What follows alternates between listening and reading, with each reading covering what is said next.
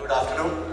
Just to quickly introduce myself, my name is Ganesh. I represent a company called SkillTrain. We are a social enterprise and we've been working with school dropouts for the last 4 years in helping them learn vocational skills and thereby gain a livelihood or a job, whichever way you want to put it. So here I would like to share with you some of the technology experiments that we've tried over the last few years, and wanted to share some of those results, which probably some of these could be applicable to some of you if you're already in the vocational training space. So let me quickly start off with how I got into vocational training, and these were some of the thoughts, before I got into vocational training in 2009. Just imagine a situation where skill development happens in every nook and corner of the country, instead of just restricting it to only a certain number of institutions. Imagine a situation where every repairing shop becomes a training center on its own. And imagine not spending a single rupee on infrastructure and still managing to do skill development for millions of people in the country. Imagine a situation where learning a skill is an aspiration and not something that people do because they don't have other choices. Now that kind of a situation. And imagine a situation where every citizen of this country has a vocational skill. Everyone is trained on something. Each one of you in this room is either an electrician or a carpenter or a plumber, or something of that sort. Those were the dreams that I had when I got into vocational training in 2009. But unfortunately, the stark reality was very, very different. And I was faced with a lot of these challenges. So I used to run brick and mortar vocational training institutions. When I say brick and mortar vocational training institutions, these are physical infrastructure-led training institutions that I used to run in some of the poorest parts of the country, in states of Madhya Pradesh, Uttar Pradesh, Rajasthan, and a few other places. And there were some stark challenges that I came across, and those are some of the challenges that I'm sure many of you, the earlier speakers that have already highlighted. Just wanted to quickly touch on 3 key challenges that we faced.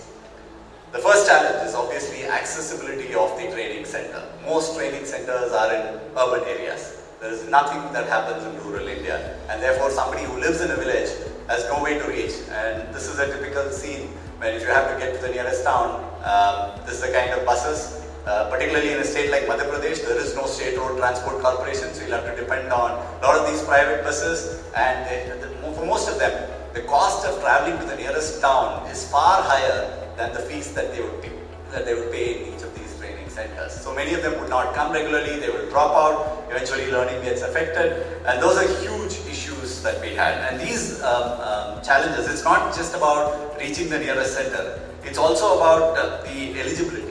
Many of them, Mr. Clare earlier pointed out, and we also started working with school dropouts. Most of them are not eligible for any of the traditional models because you need to be 8th pass, you need to be 10th pass. So somebody who's dropped out after 5th standard has done nothing after that. He's 21 years old, cannot join any of these institutions because he's just not eligible to go through any of those skills. So a lot of that actually restricts people from going on and learning skills.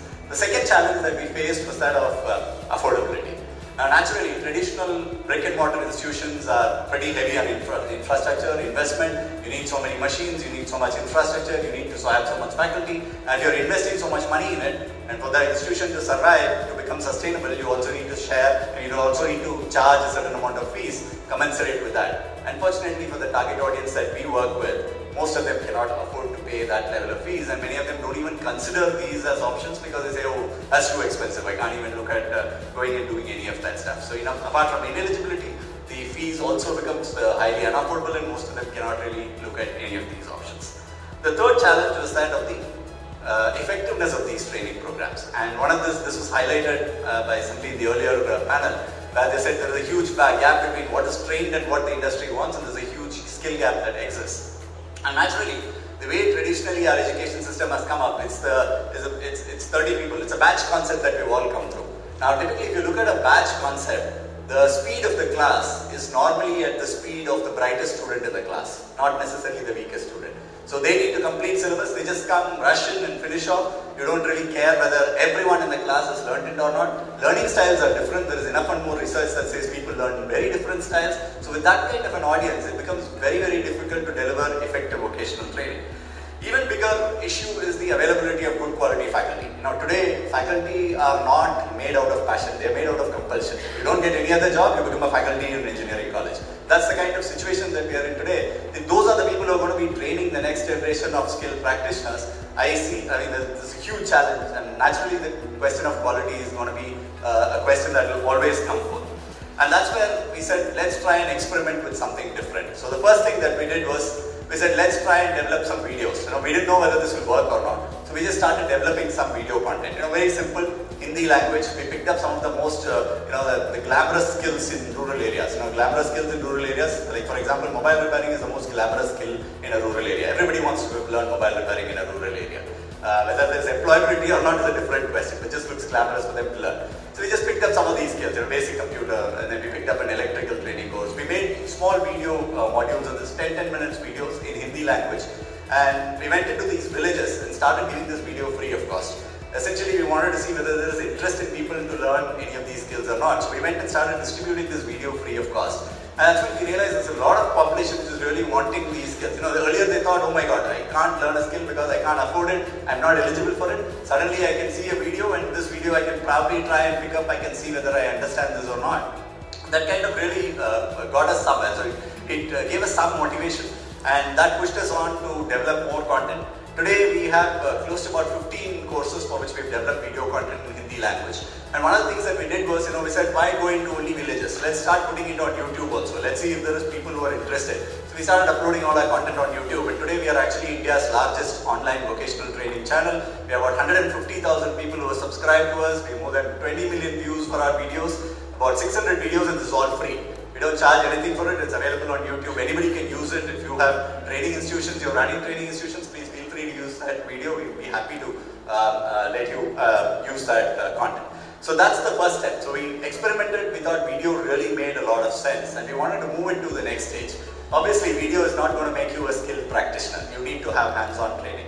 So that's when we went back to these villages, and all this experimentation was happening in Madhya Pradesh, in a place called Jabalpur. We went back to the students, and then students said, sir, we watched the video, now we want practical training. Now how do we get them practical training? If I were to go back and set up an institution, I'm going back to the same model that already exists, going back to the same problems. So we said, can we try something else? So we went to these repairing shops in rural areas, small repairing shops in rural areas. We went to them, this is a typical village shop. Went to them and said, hey, you know what, I have these students, they watch these videos. And these videos, we experimented it in 2014. We didn't have internet at that time, we didn't have geophones at that time, we didn't have 4G at that time. We copied it onto micro SD cards. These are all Chinese phones with large screens. We copied these videos onto micro SD cards.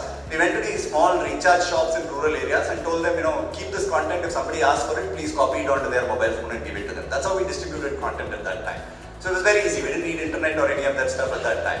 Now practical training, these guys said, sir, give us practical training. So we went to these repairing shops and said, I have this guy who's seen these videos. Can you help him with some level of hands-on practical training? Not everyone agreed, but some of them agreed. So we partnered with them and we made them the authorized practical training centers. Now what happens typically here is, obviously video can be given free, but practical training cannot be given free because there is another party who's also involved in it. So they said, we want to charge something. So we went back to the student and said, it's going to cost money. How much are you willing to pay? The student said, we are willing to pay, if it's to the cost of a mobile recharge, I am happy to pay that. So we asked them, how much do you recharge your mobile for? They said 20 rupees, sometimes 30 rupees, that is the cost. So we worked it out and then we came down to actually a pay-per-use model. So today what happens is these guys go there, they only pay for 1 hour of practical training. They book 1 hour slot, go there, do that 1 hour of practical training, pay that 30 rupees, come back, watch the next video, and then go back for the next practical training session. So it's more individual session based. We brought it down to micro payment level so that it's more affordable for them and they can easily do it. More importantly, he was getting trained in his own village or probably somewhere close to his village, less than 5 kilometers distance. And he is learning a skill which probably is in demand in that area. And therefore, he can look at employment opportunities within his village or somewhere closer to his village. He doesn't have to relocate to a city for that matter. So that's the way we experimented with the practical training. Now once practical training was done, again, the next part is the big thing about certification. Certificate nahi hai to kya hoga? Kuch nahi chalega, sab kuch certification se hi hota hai. So then people came and asked us for certification. So we put in a very crude system. We didn't know about Awaaz Day. I didn't know whether it existed at that time also. So we put up a small call center in a small place in Jabalpur, and we told people, give us a call. So people gave us missed call. We pick up the phone, we ask them which video you watched, and then we'll ask them 10 multiple choice questions, take the answers. If they've answered everything correctly, then we'll say, okay, now we'll schedule you. So everything was done on the phone. We had a huge Excel sheet and we were tracking all of that stuff. So we did that kind of an evaluation on a video to video basis, and finally we also arranged a final certification examination for them and eventually gave them certification. Apart from certification, we focused more on self-employment. So initially these skills were all self-employment focused. So electrician, we were focused more on telling him, why did you start off a business on your own? And the way it works is, since this person has gone into a repairing shop and learned the skill, nobody needs to teach him entrepreneurship separately. The guy where he's getting trained, that practical training center in itself is an independent repairing shop, and that's where he learns entrepreneurship skills. So he picked up skills there, and there are stories where the practical training owner, he himself has supported students in going and actually setting up a new place, helping them find a new place, and so on and so forth. So it actually brought in a lot of that entrepreneurship, and we primarily focused on entrepreneurship. When it came to jobs, we also focused primarily on local jobs. Instead of moving them to other cities or towns, we said let's focus on local jobs, try and source local requirements and see if we can place them within the village or within the town or near to the nearest town. So that's how the cycle was complete. So we had video, watch video, take a practical training, come back, watch the next video. You have quizzes happening over phone. This cycle continued, and by the end of the entire thing, he has a certification, probably started off on his own or probably has a job. That's how the entire model evolved. Experimented, piloted, moved it to Indore, we tried it in Indore, seemed to work. Now beyond a point, obviously, you can't keep calling, you can't get missed calls and have these challenges. We had to scale up because this was becoming very difficult. Fortunately for us, and that is where our fourth experimentation came into play. We were supported by an organization called Emphasis, which is one of the IT companies. They said, why don't you guys take this onto a mobile platform? And we had a mobile app which could do all of these through a mobile application. Now all of you might be wondering, hey, smartphones, it's only 10% of the market. But 10% itself is 90 million people. And 90 million people, even if I touch 1% of that population, that's still in several lakhs. And that is the focus that we have. And we'll start with this, and eventually, when there is enough data in 2 years, 3 years, there will be so much more smartphone penetration, eventually that will happen. But I just want to quickly run you, it's going to be a quick walkthrough about the app, on what this app is possible. It's a free app which is available on Google Play Store. You can download it, anyone can download it.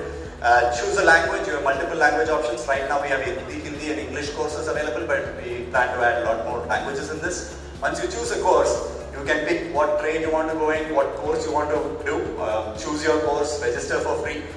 Once you register, you'll have the video. So you watch a video on the mobile phone, followed by a quiz. The quiz will tell you whether you've passed that particular module or not. Only if you clear that module, you will be allowed to go in for practical training.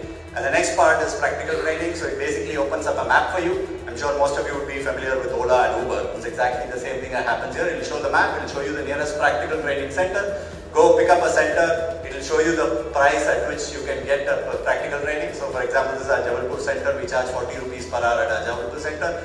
Pick up, go pay that, we have online payment methodologies enabled, go ahead, book a slot, go to the training center, complete that 1 hour of practical training, come back, watch the next video, and this cycle continues until you completely finish the entire program. You can book a certification examination also. You can go to an independent evaluation center, get yourself certified, and you'll get your certificate completely on the mobile phone. And that's just not it. Certification doesn't mean anything.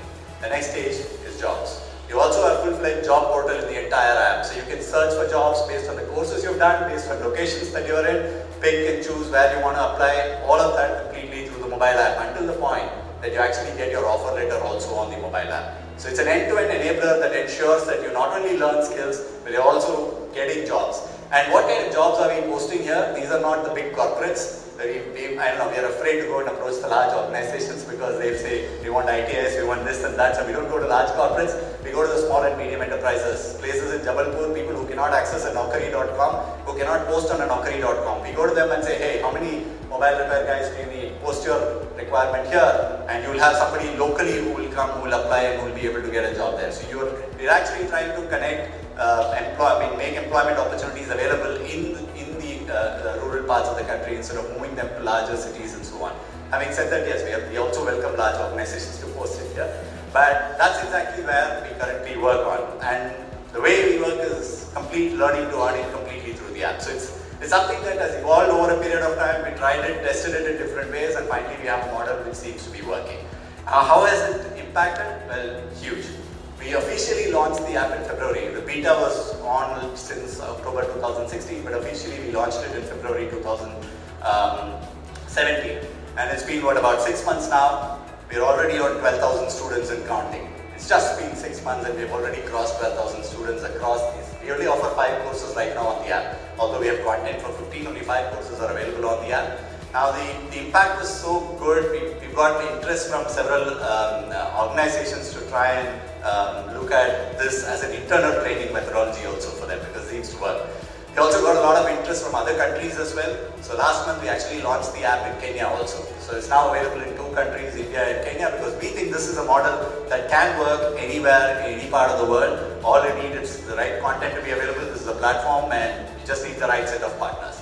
As I said, this is an ecosystem and we are just one element. We have created an ecosystem, we've already tested out, it seems to work. We've also partnered with, Yuva Parivartan has been one of our long-standing partners. We've created a couple of courses with them which are available on the app as well as on YouTube. We've also partnered with them, some of their centers in Nagpur, Jabalpur, Bandra. They are also available on the app, so you can actually see those centers also. We've been working very closely with the academic teams, done a wonderful job here. So I think that's the kind of ecosystem that we need to build. The more such partners come into the platform, the more such facilities get onto the platform, it's so much more easier for students to be able to access any course, anytime, anywhere. And that's the motto with which we've been working. So what's next? Where are we moving? Obviously, a lot more courses, a lot more languages. We're looking at many more partners, ecosystem partners, delivery partners, certification partners, more independent certifiers, probably definitely more jobs, more livelihood options, more careers, and probably a much better skilled India. And that's the dream with which we started working. That's the dream, I think, hopefully now. I believe there is a direction and we're probably getting somewhere there. Some of you might be wondering, but there must be challenges. It's not so easy to do this. Yes, there are challenges. We have internet connectivity is a challenge, but as I said, these are all good problems to have. We love these problems. The first thing is getting something off the ground. Once these problems hit, we'll figure out ways to figure it out. I mean, we have this jugaad mentality in India, which I'm sure all of you are aware of. We'll figure out these problems, that's not an issue, but getting started somewhere is the key, and I think we've made a start somewhere in that direction. I earlier mentioned that, the brick and mortar system is the traditional system where you have classroom and so on.